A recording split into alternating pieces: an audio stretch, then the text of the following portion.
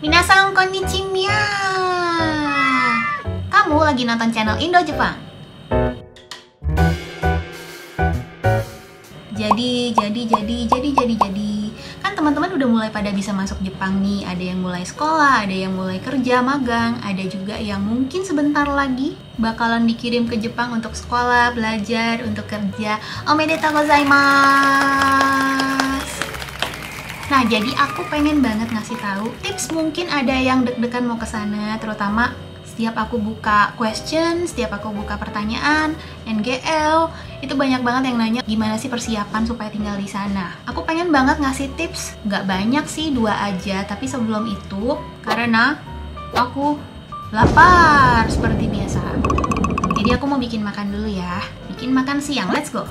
Aku mau makan menu nasi, jadi masak dulu nasinya. Kok dikit? Ya, buat sekali makan doang. Sudah matang, lanjut aku mau potong-potong ini. Sashimi salmon dan sashimi tuna, tapi potongnya kotak-kotak aja. Karena aku lagi pengen makan salmon, tuna, dan natto dong. Ya, pokoknya ini olahan makanan buat teman-teman yang kehabisan gas. Cintaku, natto, my love. Buka dulu. Aduh, sobek. Nggak apa-apa, nggak bakal bocor. Karena natto adalah benda setengah padat. Ini karashi, kasih shoyu, diaduk-aduk. Badannya jangan goyang ya. Boleh sih kalau mau goyang. Semakin diaduk semakin berbusa. Aku segini aja cukup. Terus dicampurin ke salmon dan tuna yang tadi. Kasih shoyu, aku pakai yang khusus sashimi. Sedikit. Kemudian aku kasih mirin. Mirin sedikit. Kasih madu diet sedikit. Kasih mayones, kemudian diaduk, dikasih joget masih. Oh ya, aku lupa ada satu mau pakai ini spicy mayones, pedes dia. Kenapa tremor? Terakhir kasih dikit minyak zaitun ekstra perawan cerot-cerot. Ini aku nggak pakai takaran ya guys, kira-kira aja. Anaknya males pakai takaran. Setelah ini aku beli telur yang bisa dimakan mentah, tapi aku cuma mau ngambil kuningnya saja yang seperti matahari terbenam. Mari kita plating. Ini mangkok ya. Mari kita mangkokin. Wow, kalau aku sih ngelihatnya oishiso guys. Gimana? Kamu ngelihatnya kayak apa? Coba komen. This is my masterpiece. Taruh sedikit rumput laut. Kasih wijen. Kasih matahari terbenam.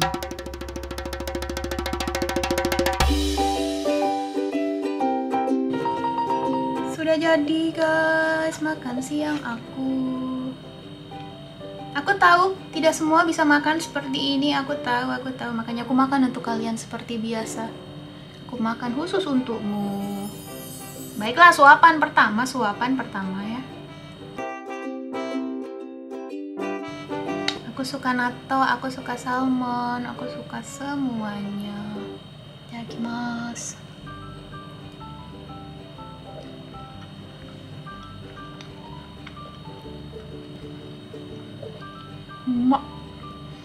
Enak.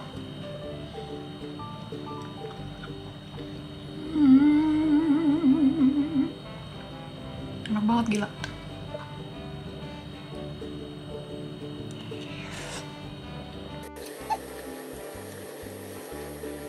Ternyata salmon spicy yang gue beli di Indonesia itu pedas juga ya.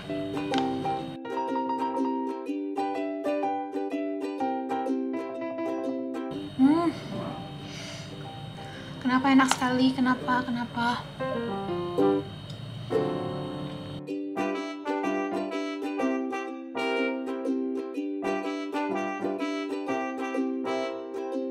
Terus beli natto di mana? Toko ijo sama toko oren. Ada kok kalau di Indonesia ya. Kalau yang tinggal di Jepang, kalian bisa mendapatkan semuanya dengan mudah di supermarket.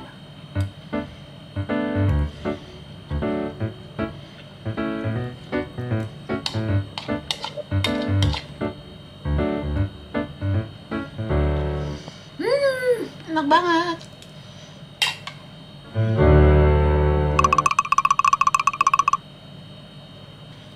Sama desa.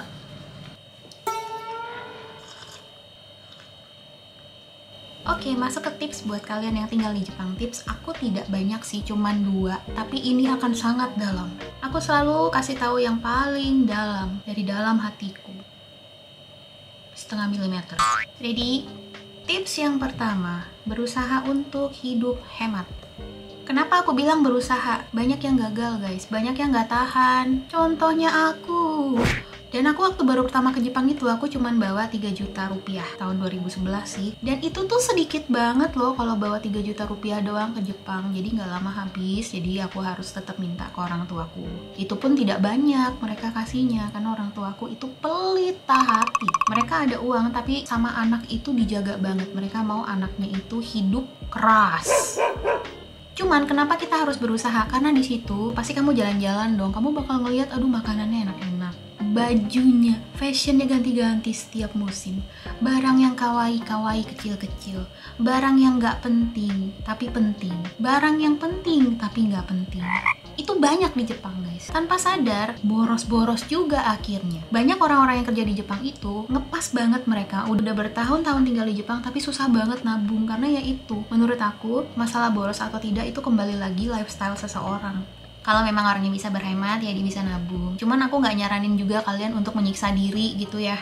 Aduh. Jadi kita tuh punya istilah kalau keluar gengkang minimal 100 yen tuh pasti keluar. Itu dulu sih, tapi kalau sekarang tuh keluar gengkang minimal 1000 yen keluar. Karena keretanya, atau mungkin kamu jajan ini, beli minum. So kalau misalnya kamu sekarang tinggal di mana gitu ya, kamu lihat tuh sekitar kamu ada supermarket apa. Karena kan nggak mungkin kalian tidak makan toh, nanti kalian layu, seperti ubur-ubur. Kok ubur-ubur? Rumput laut. Lihat tempat tinggal kamu sekitarnya ada berapa supermarket, misalnya ada 3 ya.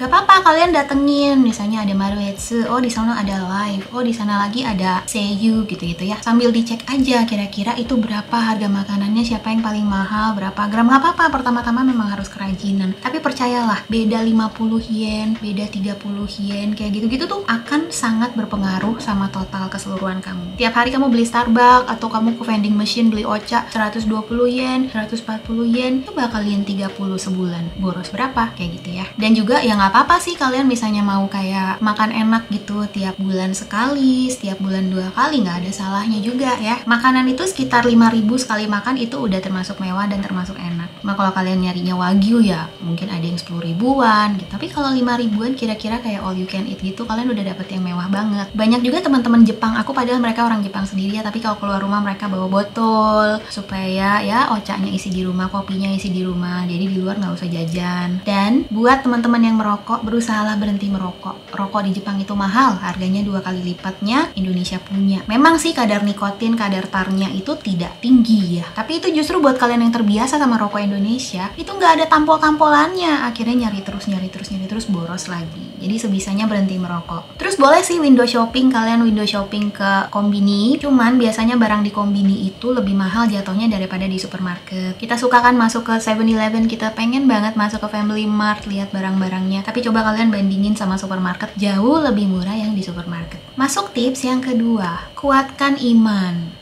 Yang ini agak panjang ya, dan mulai sangat mendalam, 1/4 mm. Apapun agama, kepercayaan teman-teman, jangan pernah tinggalin Tuhan. Seriuslah cari Tuhan di Jepang. Karena kita terbiasa hidup di Indonesia yang negara ketuhanan. Mungkin tempat ibadah, masjid, musola, gereja, temple, itu semua ada di dekat rumah kalian di Indonesia. Tapi kalau di Jepang, di video aku yang lama, awal-awal juga aku ada bilang, jangan pernah tinggalin Tuhan pokoknya. Jadi kalau misalnya kamu udah datang ke Jepang, carilah di mana ada masjid di sana, carilah di mana kamu bisa ke gereja, di mana kamu bisa ke tempat ibadah, ke temple, cari. Karena itu akan jadi bekal rohani kamu di sana. Karena di sana jarang banget orang kasih makan rohnya. Biasanya mereka cuma ngasih makan jiwa, makan-makan sama temen, baca buku, nonton film, itu cuma dikasih makan jiwa. Kemudian badan, ya makan nasi, makan apa. Tapi rohani mereka, rata-rata orang sana tidak memberi makan rohani mereka. Tapi kita sebagai orang-orang yang kenal Tuhan, kita bisa kasih makan rohani kita. Oleh sebab itu kita nggak gampang jatuh ketika masa-masa kesesakan itu datang. Karena bukan berarti tinggal di Jepang itu enak dan bahagia ya. Menurut aku orang Jepang malah kayaknya nggak bahagia deh. Menurut aku ya. Dan juga di Indonesia itu kita terbiasa untuk dijauhkan jangkauannya kan. Kita nggak gampang tuh ketemu sama yang alkohol kan, nggak terjual bebas. Dan juga apa-apa tuh serba ditutupin yang vulgar-vulgar kan.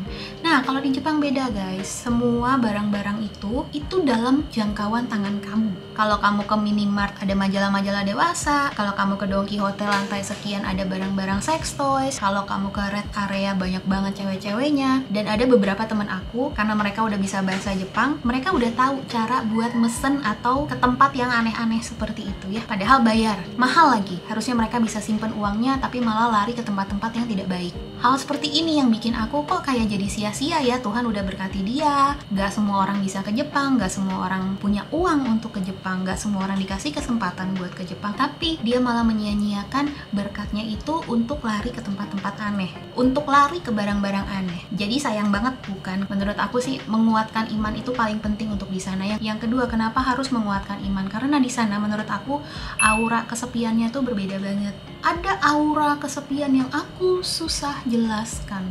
Dan juga di sana memang sepi guys. Kalau misalnya di Indonesia nih, mungkin kalian bisa dengerin kadang ada suara azan, tetangga motong keramik lah, ada yang manasin motor, tukang sayur roti, tukang es krim walls, tukang sate. Pokoknya semua tuh suara kalian kedengeran. Kalau di sana orang rata-rata sepi. Karena kalau kita berisik, contoh main gitar di depan komplek nyanyi-nyanyi, kalian bisa diusir polisi. Prinsip tinggal bersama orang Jepang adalah yang penting gue nggak ganggu lu nggak ganggu gue, ya sudah, aman, damai, sejahtera. Terutama buat kalian yang tinggal di kota besar, gue sebut aja deh, terutama tinggal di Tokyo ya. Itu orangnya keras-keras, dingin-dingin, dan tidak berbaur. Makanya kalau misalnya kalian tinggal di daerah Jepang tapi bagian daerah, mungkin katanya sih ya orang yang tinggal di daerah itu lebih bahagia. Aku pun pernah tinggal di Fukuoka, walaupun itu juga kota besar, tapi aku merasa lebih bahagia tinggal di Fukuoka daripada di Tokyo. Next, kenapa kita harus kuatin iman? Akan ada banyak sekali ujian mental kamu di sana.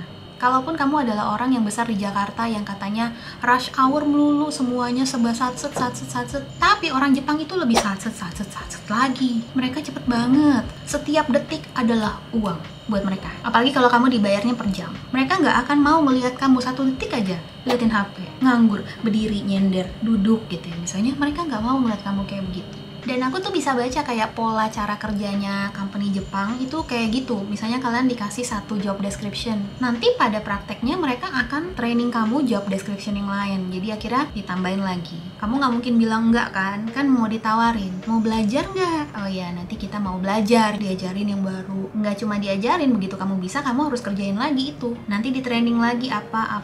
Akhirnya job descriptionnya apa, praktek di lapangannya banyak bener gitu. Ih, banyak banget ya yang gue mesti bisa gitu. Aku kalau kasarnya ngomong nih ya, mereka itu akan memeras tenaga kamu sebisanya dengan mengeluarkan uang yang sesedikit-sedikitnya. Kalau misalnya mereka bayar kamu mungkin sebulan 20 juta rupiah gitu ya, sebisanya tenaga kamu akan dikuras seperti 30 juta rupiah, seperti 40 juta rupiah. No offense buat orang Jepang yang ngerti bahasa Indonesia, ini berdasarkan pengalaman tinggal di sana, ini berdasarkan kesaksian dari banyak orang yang kerja di sana. Kenapa di Jepang restorannya kadang staffnya tuh cuma dikit, dia juga yang ngelayanin tamu, dia ngambil pesenan, dia ngambilin makanan, dia bersihin, dia juga yang di kasir. Karena memang polanya seperti itu.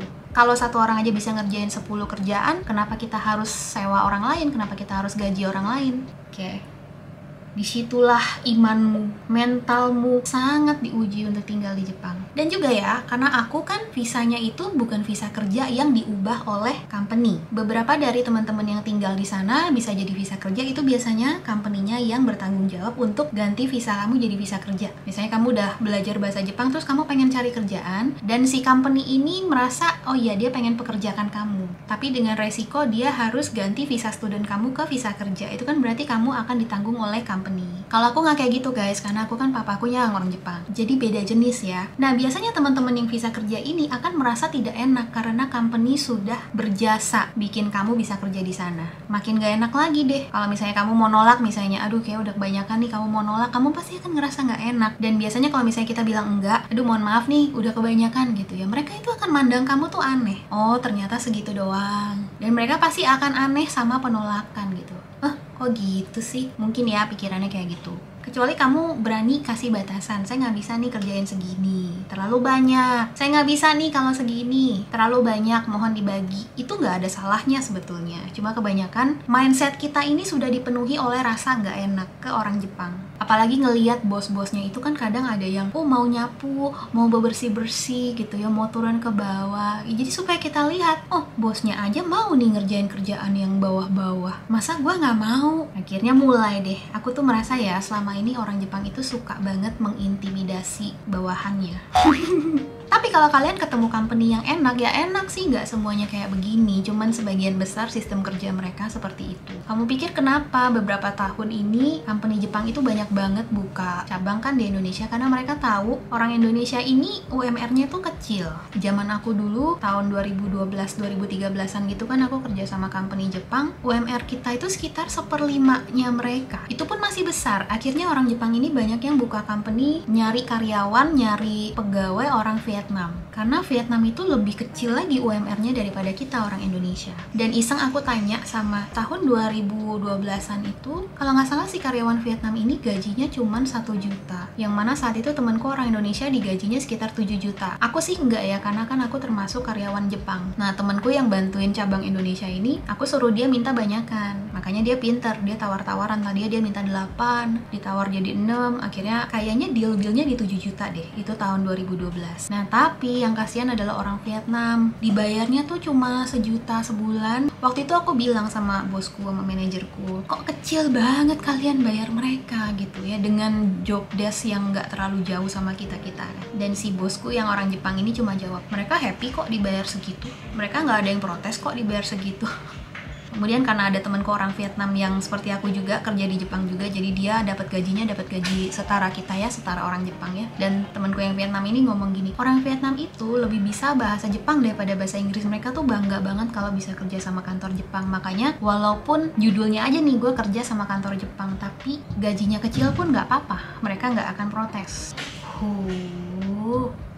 Aku tambahin satu tips lagi ya, terutama buat teman-teman yang kerjanya magang, kan pelatihan bahasa kalian tidak terlalu maksimal ya. Mungkin di Indonesia udah sempet dilatih sedikit, terus di Jepang juga dapat sedikit, udah diajarin untuk supaya bisa kerja di satu company itu kan ya. Tapi banyak juga teman-teman magang aku ini udah tinggal bertahun-tahun, bahasa mereka terbatas banget, karena mereka itu cuman berteman di dalam area itu yang mana semuanya orang Indonesia. Jadi mau nggak mau mereka pakai bahasa Indonesia. Aku saranin banget, tidak ada salahnya untuk kamu belajar di luar jam pelajaran kamu. Contoh, kamu nonton drama, anime, kamu tambah kosakata sendiri dengan cara belajar sendiri. Beli buku bahasa Jepang, temenan sama orang Jepang ya. Jadi jangan kemana-mana tuh orang Indonesia terus, kalau nggak orang asing terus, kalau nggak orang bule terus gitu ya. Usahakan coba cari komunitas di mana mungkin di situ ada orang Jepangnya. Paling aman sih misalnya kalian cari komunitas rohani, kalian ke gereja Jepang misalnya ya. Kalian ke masjid yang banyak orang Jepangnya misalnya ya, atau ada banyak orang asing juga yang nggak pakai bahasa Inggris, mereka maunya pakai bahasa Jepang gitu, ada kok. Kayak orang Chinese, Korea gitu, biasanya mereka nggak bisa bahasa Inggris gitu, mau nggak mau pakai bahasa Jepang. Pokoknya gimana caranya supaya kamu pakai bahasa Jepang yang udah kamu pelajarin.